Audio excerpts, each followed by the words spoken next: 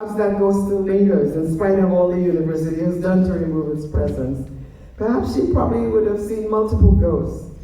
For what I have imagined here, those multiple ghosts of ancestors all populating upstate New York, some indigenous First people, African people, others unnamed, who remain about presences, somehow with perpetual struggles for recognition, reparative justice, anger sometimes at the unfairness and the illegality of settlements of people's land.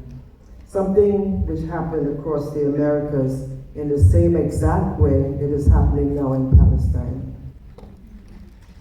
But as the first sighting indicated, given the importance of Howard to the beginning of Cornell's Africana, those of you who know Black Studies, Glenora and others would know that James Turner had been part of a conference at Howard first, and the Cornell students went to that conference. They met James Turner there and they told the administration that's the person they wanted to start Africana Studies.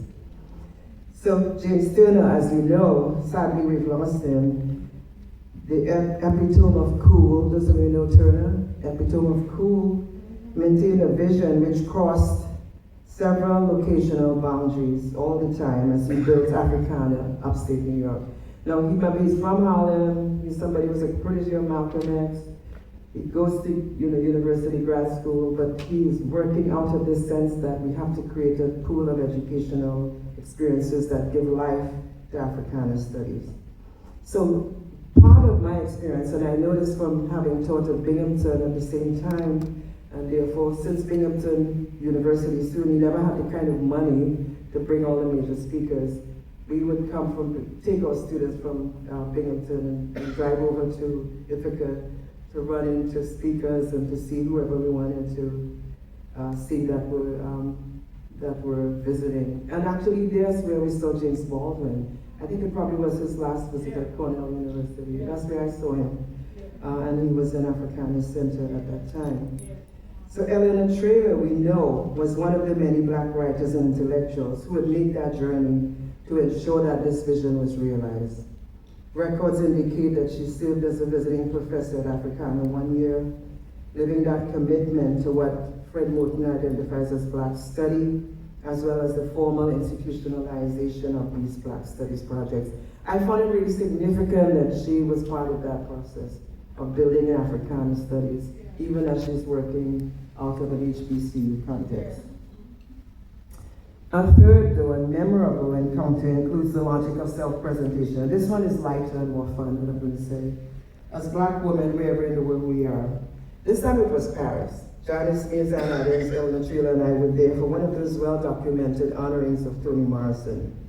And during one of those free afternoons, we went shopping for interesting fashion items and accessories. While several of us who were working fashion items and accessories, going for the more demure, semi-professional look, Eleanor was going for the Black fantastic. It's an ethos which has shaped how we, as Black women working in academic institutions, also embrace a tradition in which our physical appearance, how we look, is as critical to what we say, teach, and assert. Eleanor Traylor never failed to live through and activate this type of position. Many of us just approximate. So back to Howard then, last year, having been a student there in the late 1970s in African Studies during a time in Sierra, James, Sterling Brown, Hakeem Adebuti, John McKinnon, stay on their mass, walk the campus and took classes, used the library where I worked as well as a library assistant. I recognize that at times there are energies that make decisions for us that we have not contemplated as realizable. And I say this because I was quite comfortably happy at Cornell with an endowed chair and all the trappings that go with that, when out of nowhere a call came that said, we would love for you to come to Howard. And I kind of half-heartedly followed through with it, and then suddenly it all happened and unfolded. It's almost like an ancestral process that took over, that made that happen. But always, and I'm saying this because always along with that, Howard University always lingered in that consciousness for all of us who've been to school there, as a place always that we want to return to in some way, that we want to give back to. And those of us from the diaspora also participate in the same exact model. So here's another ghost then, in the form of a bit of historical contextual information. Eric Williams, Capitalism and Slavery, 1944, was hired at Howard at the instigation of Alain Locke. He actually completed his now classic text in its 80th year this year, while he taught at Howard University. He was the founder of the first Caribbean Students Association at Howard University, now 80 years old. This is how John Hope Franklin describes the Williams encounter. When Eric Williams, fresh from Oxford University, where he earned a double first in the Honors School of Modern History and a DPhil, arrived in the United States in 1939, he was most enthusiastic about his new position at Howard. He had received an appointment as an assistant professor of political and social science with the special responsibility of planning and teaching a social science introductory course that was compulsory for all freshman students. This was, he felt, a wonderful way to begin his career at the quote-unquote Negro Oxford, as he was to dub Howard. It would give him an opportunity to plunge immediately into curriculum construction. Williams delighted in constructing the course, having the independence that comes from no obligation to previous texts and structures, no other vested interest of previous faculty colleagues. Thus, he was able to introduce new and exciting materials that could not be found in similar introductory courses anywhere else.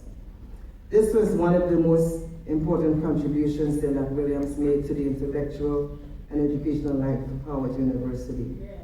For it touched many hundreds of students, while it set an example for his colleagues of how it was possible to be creative at an institution that was in so many ways stultifying to the creative impulse. Thus another ghost lingers for students of my generation from the Caribbean, informed by this same Prime Minister who was a professor at Howard. Without knowing it, we were programmed to go to Howard, right? We were programmed to see Howard as the Mecca it is. So it was with a sense of perhaps inevitability, perhaps completion, that I accepted the position of chair of the English department at Howard, something I said I would never accept anywhere else. And I say this because I had a couple other interests from other institutional contexts, and in one of them I told, when I was asked to say what I would do with the department, I cited in Googie Wathi Elders.